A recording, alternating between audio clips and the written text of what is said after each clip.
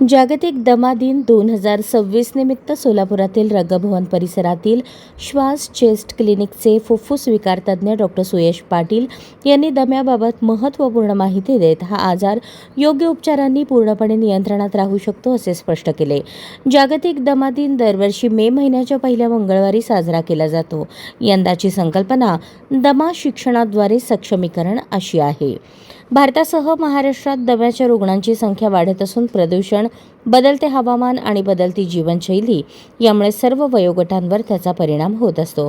मात्र दमा असाध्य असल्याचा गैरसमज अजूनही समाजात असल्याने अनेक जण वेळेवर उपचार घेत नाहीत, असे डॉक्टर पाटील यांनी सांगितले. छातीत शिट्टीसारखा आवाज, सतत खोकला, श्वास घेण्यास त्रास, छातीत जडपणा ही प्रमुख लक्षणे असल्याचे त्यांनी नमूद केले. इन्हेलरबाबतच्या गैरसमजांवर भाष्य करताना त्यांनी इन्हेलर हेच सर्वात प्रभावी उपचार असल्याचे सांगितले.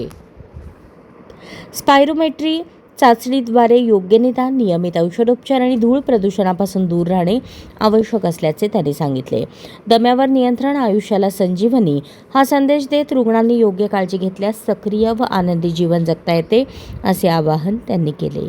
लोकांमध्ये भीती असते की इन्हेलर जो पंप असतो, तर हा पंप आपण वापर केला, एकदा घेतलं की ह्याची सवय लागते.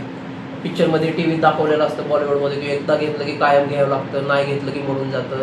तर असं काहीही नसतं. इन्हेलर हा बाकी गोळ्यांपेक्षा खूप सेफ आहे.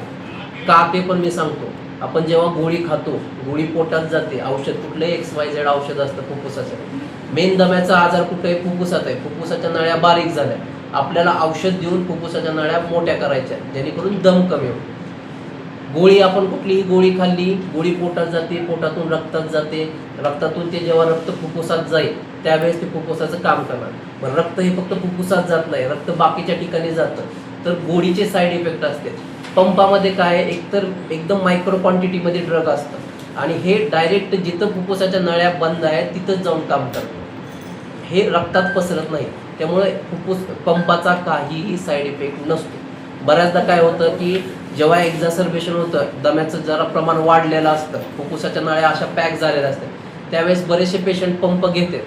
पंप घेतलं की 5-10 दिवसात बरं वाटतं. या कंडिशनमधून या कंडिशनमध्ये फुफ्फुसाच्या नळ्या येतात आणि पंप सोडून दिला जातो.